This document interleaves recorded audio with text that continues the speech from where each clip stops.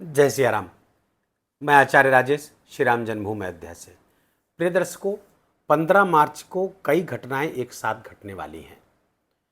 15 मार्च को सूर्यदेव कुंभ राशि को छोड़ करके मीन राशि पर गोचर कर जाएंगे, जहां पर वो 14 अप्रैल 2026 तक रहने वाले हैं। सूर्यदेव 15 मार्च को जैसे ही मीन राशि पर आएंगे तो पहला तो सूर्यदेव जो अभी तक राहु के प्रभाव में थे, ग्रहण योग लगा हुआ था, जिसके कारण से सत्ता में बैठे हुए लोग, उच्च पदस्थ लोग गलत निर्णय के शिकार थे।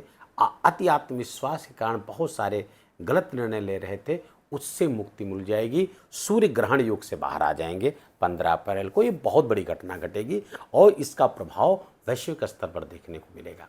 दूसरी जो महत्वपूर्ण घटना घटेगी वो है कि सूर्यदेव जब मीन राशि पर आ जाएंगे तो उच्चाभिलाषी हो जाएंगे, अर्थात अपनी उच्च राशि मेष राशि की तरफ बढ़ेंगे। तो उच्चाभिलाषी ग्रह लगभग उच्च की तरह ही परिणाम देने लगता है। दूसरा, सूर्यदेव जैसे ही मीन राशि पर आएंगे, यहाँ पर पहले से ही विद्यमान शनिदेव के साथ उनकी टकराहट होगी। इसे ग्रह युद्ध के रूप में जाना जाता है। ग्रहों का युद्ध, ग्रहों की आपस में टकराहट। जब विपरीत नेचर के ग्रह, विपरीत स्वभाव के ग्रह एक साथ बैठते हैं तो यहाँ पर सूर्य और शनि आपस में शत्रु हैं, और ये जब साथ साथ एक ही राशि पर बैठे तो ग्रह यहाँ पर युद्ध होगा। अब ये जो टकराहट होगी तो उसमें शनिदेव का बलाबल क्षीण सा रहेगा। क्यों? क्योंकि शनिदेव अस्त हो जाएंगे 13 मार्च को ही। आप सब जानते हैं कोई भी ग्रह सूर्य से एक निश्चित डिग्री के अंदर जब आ जाता है तो अस्त हो जाता है, इसलिए शनिदेव अस्त होंगे।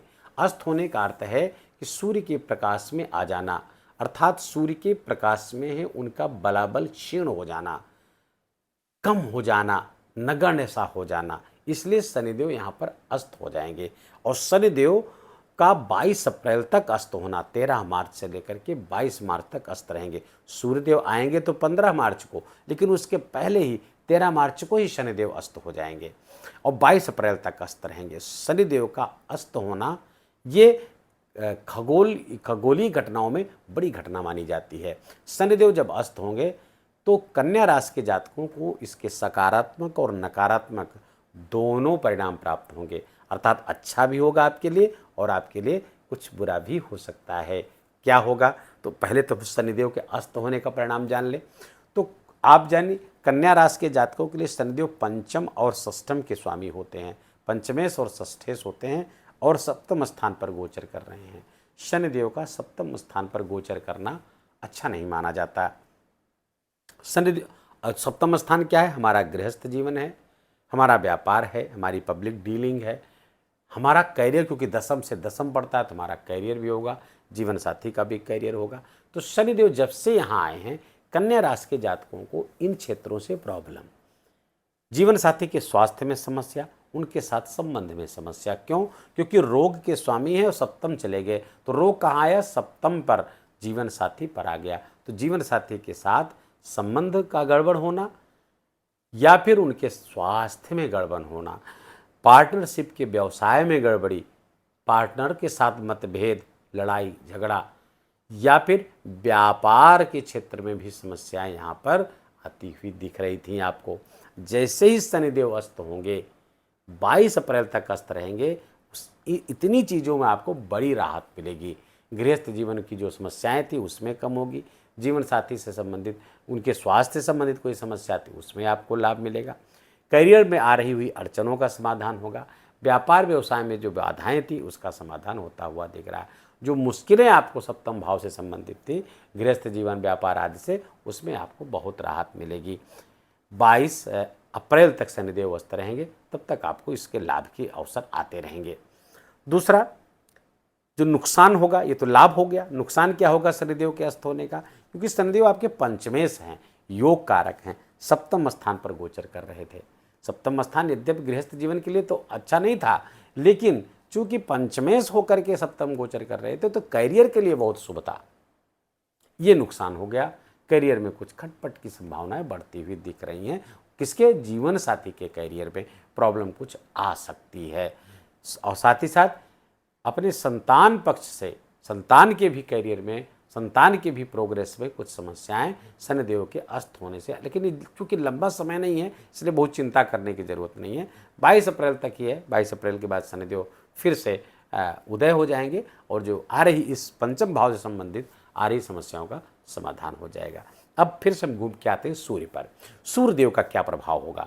तो सूर्यदेव चूंकि यहाँ पर मैंने बताया उच्चाभिलाषी होकर के गोचर कर रहे हैं, वो आपके राशि है द्वादश स्थान के स्वामी हैं। तो पहले तो आप समझ लीजिए कि कन्या राशि के जातकों के लिए सूर्यदेव कोई कारक नहीं है, अकारक ग्रह हैं, द्वादश स्थान के स्वामी हैं, विदेश भाव के स्वामी हैं, व्यय के स्वामी हैं, खर्चों के स्वामी हैं। कहाँ गोचर कर रहे हैं? सप्तम स्थान। और ये सप्तम स्थान पर सूर्यदेव का गोचर करना भी अच्छा नहीं माना जाता है, तब अधिक जब वो दो स्थान के स्वामी अर्थात द्वादश भाव के स्वामी होकर के सप्तम गोचर करेंगे। तो गृहस्थ जीवन में आ रही जो समस्याएं शनिदेव के कारण आ रही थी, शनिदेव का अस्त हो जाने के कारण शनिदेव तो कुछ नहीं करेंगे, लेकिन सूर्य के कारण वहाँ पर समस्या आ जाएगी। किसके कारण? आपके स्वयं के कारण, कन्या राशि के जातकों के स्वयं के कारण समस्या गृहस्थ जीवन और पार्टनरशिप में आएगी। क्यों? आप ओवर पावर करने का प्रयास करेंगे, आप अपने अधिकार में लेने का प्रयास करेंगे, आप अपनी ही बात आगे रखेंगे, अपनी ही बात ऊपर रखेंगे, सब लोग मेरी ही बात माने, चाहे वो जीवन साथी हो, चाहे हमारा बिजनेस पार्टनर हो, मेरी ही बात माने। इसके कारण से ईगो चूंकि आपका बढ़ा चढ़ा रहेगा, इस कारण से समस्या इस क्षेत्रों में आती हुई दिख रही है। सूर्यदेव की जो दृष्टि है पड़ रही है आपके राशि पर, तो सूर्यदेव की दृष्टि आपके लिए फायदेमंद हो गई, आपका व्यक्तित्व प्रकाशित होगा और आप पे तेज और ऊर्जा भी बढ़ने वाली है सूर्यदेव के कारण। सूर्य उच्चाभिलाषी होकर के राशि को देखेंगे तो फलतः व्यक्तित्व आपका प्रकाशित होगा, व्यक्तित्व का विकास होगा, व्यक्तित्व प्रभावशाली बनेगा, प्रभावशाली वक्तव्य आपका होने वाला, ये सब सारी चीज़ें होंगी।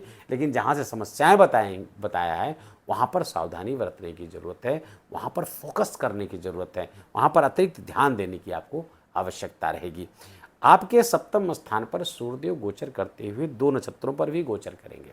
अच्छा, एक चीज़ यहाँ पर और समझ लेते हैं, शनिदेव अस्त होकर के यहाँ से जो तीसरी दृष्टि डाल रहे थे आपके भाग्य भाव पर डाल रहे थे, प्रॉब्लम्स के स्वामी हैं, तो भाग्य भाव पर पिता से जो संबंध थे शनिदेव का अस्त होने से वहाँ पर आपको लाभ प्राप्त होगा।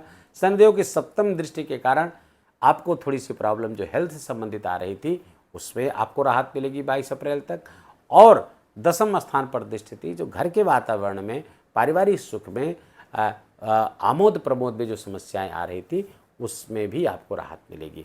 सूर्यदेव सप्तम स्थान पर गोचर जब करेंगे तो यहाँ पर दो नक्षत्रों पर गोचर कर रहे हैं। 16 मार्च से लेकर 31 मार्च तक ये उत्तरा भाद्रपद नक्षत्र पर गोचर करेंगे।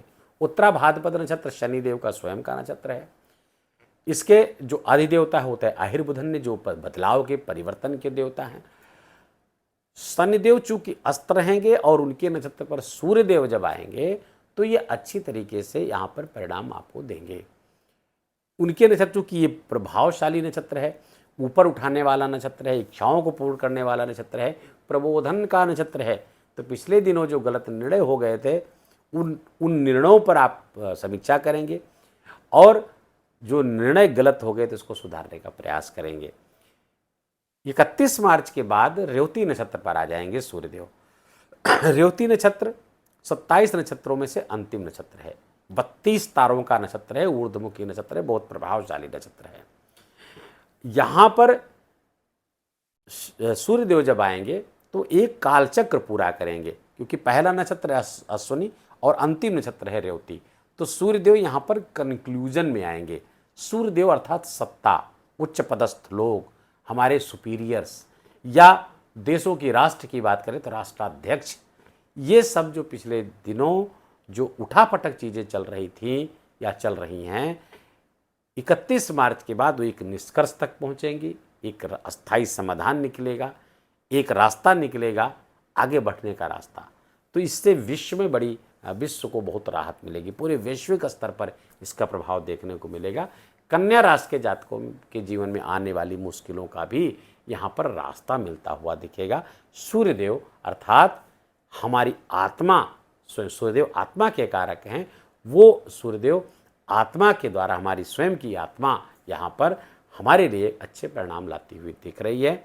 हम स्वयं प्रबोधित होंगे, आत्मज्ञान प्राप्त होगा, अपनी गलतियों का एहसास होगा, गलतियां किस कारण से हुई उन कारणों को पहचान पाएंगे, तदनुसार उसका निवारण कर पाएंगे। उपाय क्या करें? उपाय तो पहले तो शनिदेव की आराधना बहुत आवश्यक है, क्योंकि आपके लिए योग कारक है पंचमेश होते हुए। तो शनिदेव के बीज मंत्रों का जप, ओम शम शनिश्चराय नमः या ओम प्राम प्रीम प्रोम सहस्रनाय नमः, इस मंत्र का जप करना आपके लिए लाभकारी रहेगा। दूसरा, सूर्यदेव की आराधना तो करती ही रहनी है, और चूंकि द्वादश स्थान आपकी स्पिरिचुअलिटी आदि के भी कारक हैं सूर्यदेव, सूर्यदेव की उपासना, सूर्य भगवान को अर्घ्य देना, गायत्री मंत्र का जप करना, आदित्य हृदय स्तोत्र का पाठ करना, ये सब आपके लिए कन्या राशि के जातकों के लिए लाभकारी है। और गुड़ का 22 कम से कम 22 अप्रैल तक गुड़ न खाएं कन्या राशि के जातक, तो सूर्यदेव की ऊर्जा आपको नुकसान नहीं पहुंचाएगी। ध्यान रखिएगा, गुड़ 22 अप्रैल तक नहीं खाना है। वीडियो को यही विराम देंगे। वीडियो अच्छा लगा हो, आपके काम का लगा हो, मेरा बोलना आपका सुनना दोनों सार्थक हुआ हो, तो कृपा करके इस वीडियो को लाइक करिएगा, अपनों के साथ इसको शेयर करिए, उनको भी इसका लाभ दीजिए। कमेंट में जाकर जय सिया राम लिखना बिल्कुल भी मत भूलिएगा, मेरा विशेष निवेदन, विशेष आग्रह आपसे। चैनल पर नए हैं तो इसको सब्सक्राइब कर लीजिए, बेल आइकन की घंटी दबा लीजिए। प्लीज़ अपना बहुत बहुत ख्याल रखिए। जय जय सिया राम।